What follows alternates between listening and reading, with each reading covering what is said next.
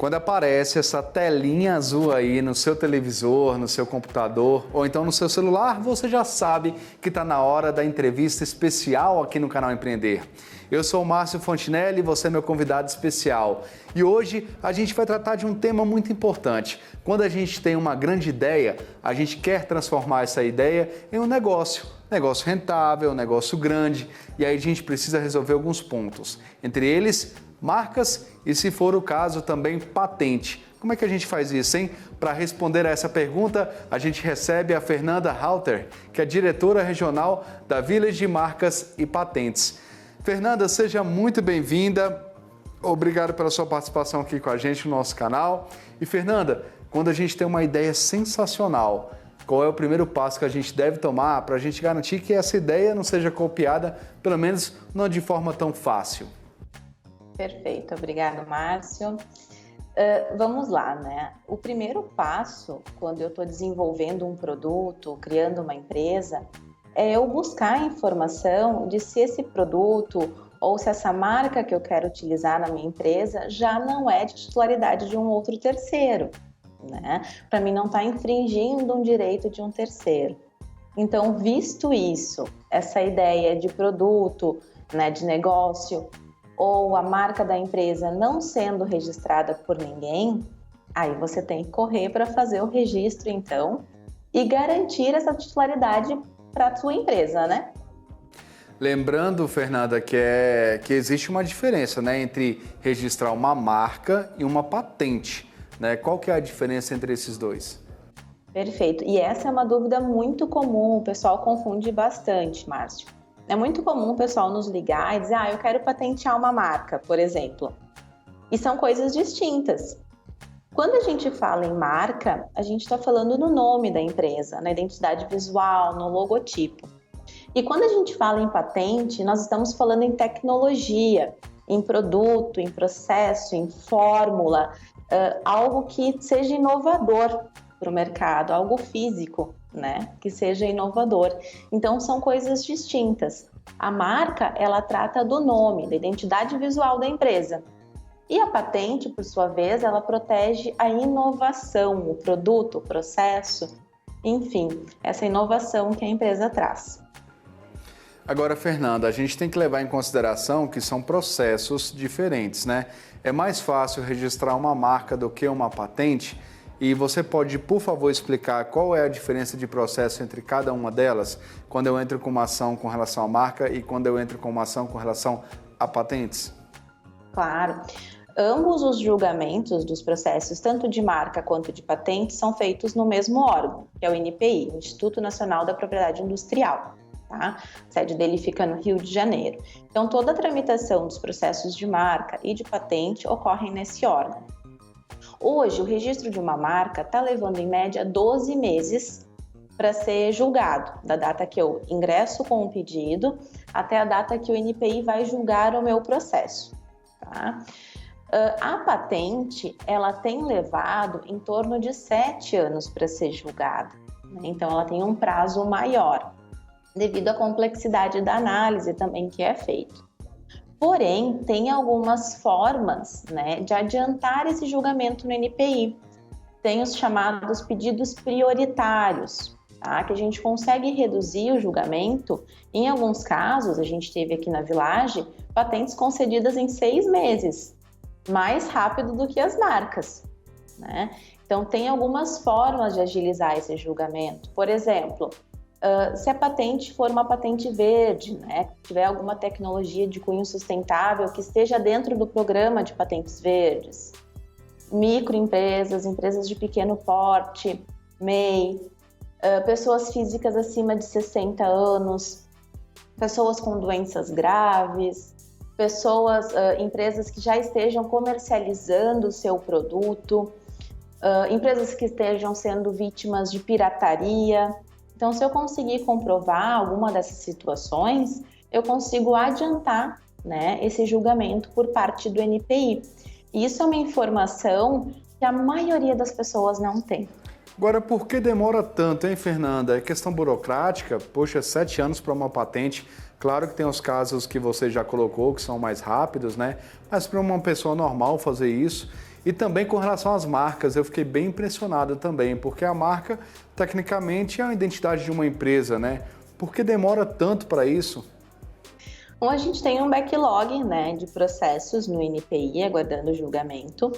Para marcas, há 13 anos atrás, quando eu ingressei na Village, que a gente começou a trabalhar, demorava 3 anos para ser julgado uma marca.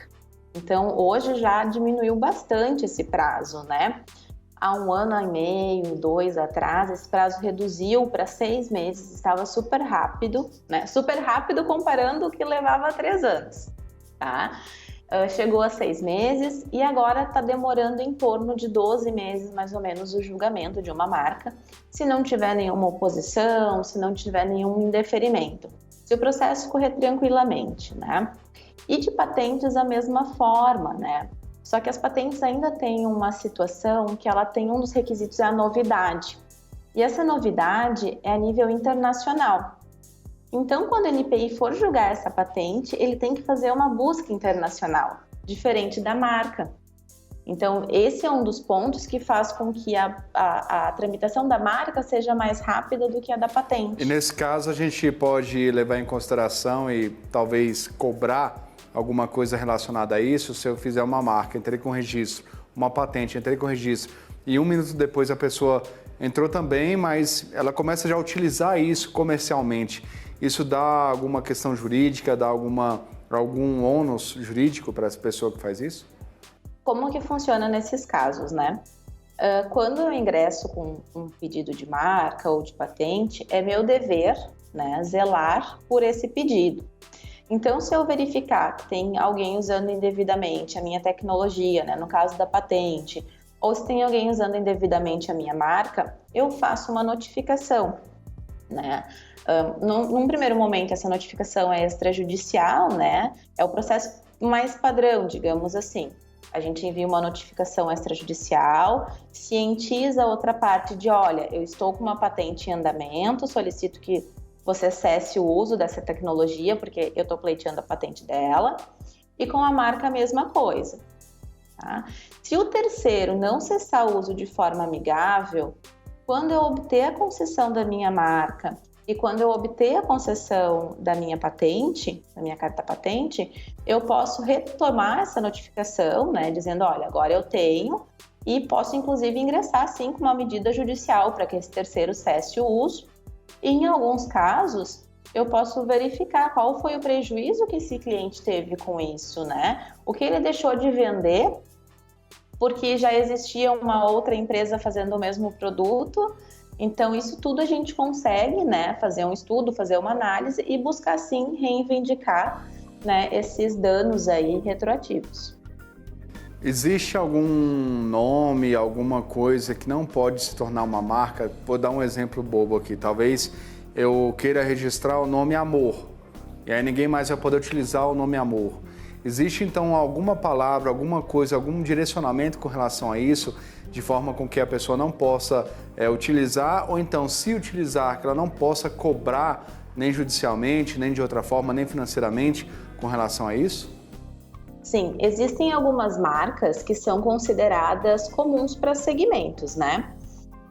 Por exemplo, a marca doce para uma empresa de chocolates, por exemplo. Eu não vou conseguir registrar, né? Porque ela tem vínculo direto com o produto que eu estou fazendo. Agora, talvez a marca doce para uma marca de roupas, talvez passaria, né? Então, sim, tem algumas marcas que elas não podem ser registradas, que são consideradas comuns, né, para o segmento. Aí tem que avaliar qual o segmento. Tem aquelas marcas que são consideradas de patrimônio já, né, que são, por exemplo, a marca Copa do Mundo, a marca da FIFA. Então, marcas que já são, né, registradas e já têm o uso para entidades, enfim, órgãos públicos também não podem ser registradas. Na verdade, na lei tem, no artigo 124, 24 proibições legais. Então, tem vários casos, né, de marcas que eu não posso usar, marcas que são contra a moral e os bons costumes, por exemplo, né, que possam denigrir a imagem ou produto, enfim, existem algumas ressalvas sim.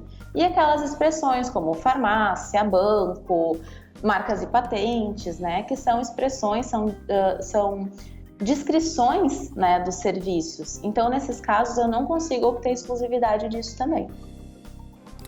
Qual que é a maior dificuldade hoje, Fernanda, de quem pretende criar uma marca? Quem quer identificar essa marca também, registrar ela? Hoje a gente tem a questão do tempo, que é muito longo, você comentou um pouco antes, tem essa questão das proibições também, das restrições, melhor falando, mas qual é a outra dificuldade para quem está desenvolvendo uma marca e quer registrar essa marca? Conseguir criar uma marca exclusiva. Por quê? A maioria das pessoas, quando vai desenvolver, criar um negócio, acaba focando em criar marcas que diga o que é o produto, que diga o que é o serviço. E as marcas acabam ficando muito genéricas ou muito comuns. E o NPI acaba que não aceita marcas que não tenham distintividade, né? Então, eu acho que hoje a maior dificuldade é conseguir fazer a criação de uma marca que seja considerada forte a título de registro, que fuja um pouco do comum. Então, a gente acaba fazendo pesquisas, né? E a gente sempre orienta os nossos clientes, né? Quanto menos a marca descrever o que é do produto, por exemplo, Apple, né? Não tem vínculo nenhum com tecnologia. Então, quanto mais a empresa, a pessoa seguir essa linha, mais chances de ter uma marca mais forte. É bacana você tocar nesse ponto da Apple, né? Porque realmente é uma marca que cresceu, que foi registrada e não tem nada a ver com tecnologia, né? Então, talvez também seja um caminho para quem pretende aí desenvolver uma empresa, né? Exatamente. E tem algumas expressões para segmentos, por exemplo, tech, para marcas de tecnologia. Vai ter inúmeras marcas que têm essa expressão em parte, né? Então, quando eu tenho um vínculo direto do meu produto, do meu serviço, da minha área de atuação com a minha marca, a chance de já ter algum registro ou dessa expressão não ter exclusividade é muito alta. Então, a gente sempre dá esse exemplo da Apple para as empresas seguirem, tenta desvincular, né? Depois cria um slogan bacana que vai direcionar, cria um complemento para essa marca, mas a marca em si tenta deixar ela um pouco mais distante do produto fim ou do serviço final. Fernanda, eu vou te pedir licença rapidinho, só para a gente fazer um intervalo. A nossa entrevista especial volta já.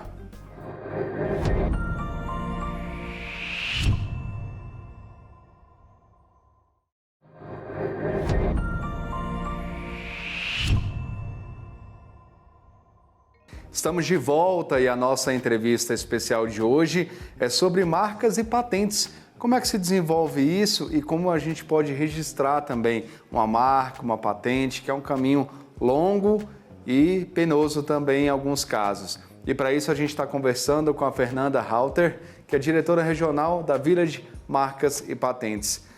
Fernanda, a gente falou muito sobre marcas no nosso primeiro bloco e agora eu queria focar um pouco mais na questão das patentes. E aí eu começo te perguntando, como é que é um processo de patente? Como é que ele se inicia?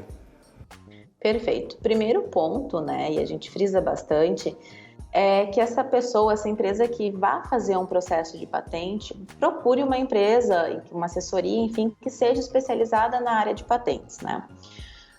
Por quê?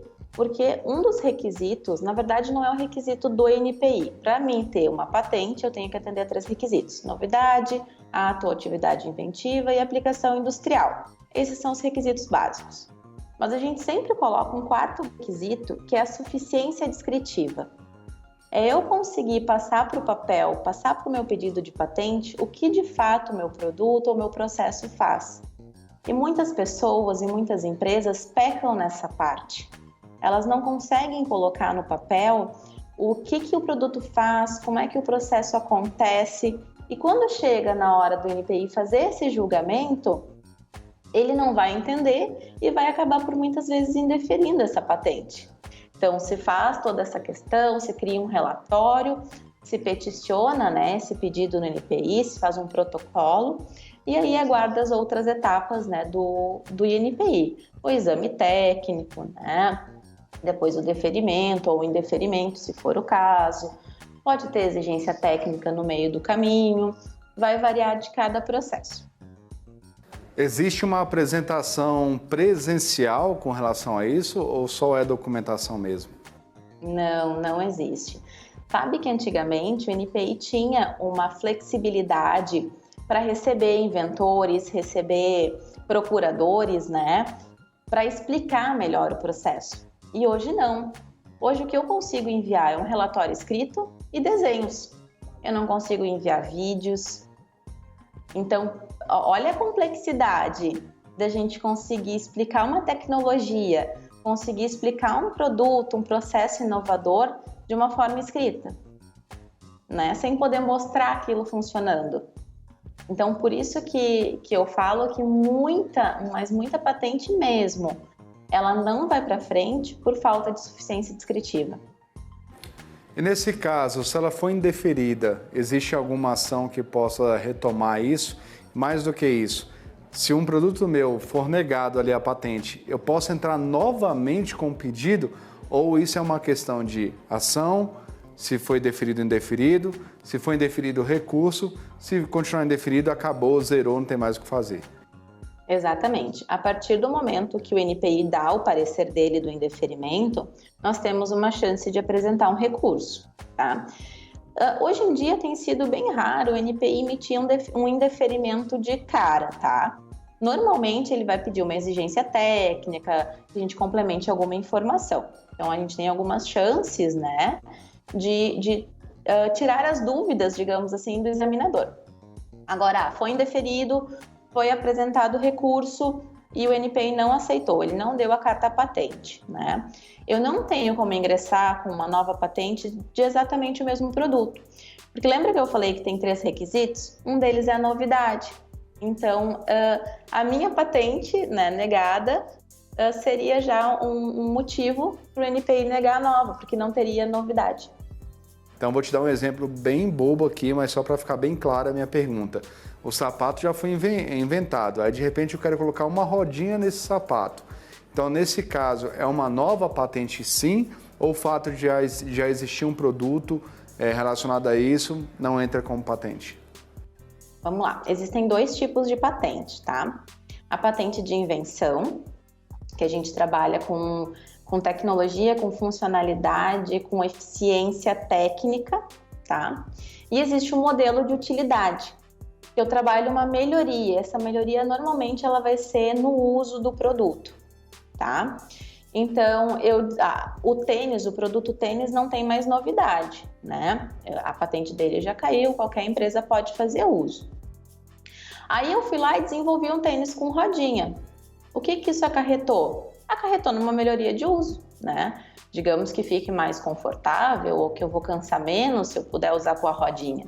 Então, eu posso sim reivindicar uma patente e provavelmente nesse caso vai ser de modelo de utilidade, né? Então, existem esses 2 tipos e desde que eu não esteja interferindo em uma patente ainda vigente, a gente chama das patentes cruzadas, né? Para mim usar o meu produto, eu preciso usar a patente que ainda está em vigência de um terceiro. Aí nós temos patentes cruzadas, que nós chamamos, e aí cabe negociação das partes para fazer o uso. Fernanda, a partir da sua experiência, qual é o maior erro cometido por quem tenta ter uma patente? Às vezes ele tem um produto ali que é perfeito para isso, mas acaba perdendo isso. Então, qual que é o principal motivo hoje para que seja indeferido um pedido de patente? Lembrando que você comentou que é muito raro isso acontecer, então para a gente não se tornar essa exceção ruim. É raro acontecer, Márcio, o indeferimento de cara. Primeiro o NPI tenta reverter isso, mas às vezes, e assim, tem bastante número sim de patentes indeferidas, né? Mas o que a pessoa, enfim, a empresa pode fazer, né?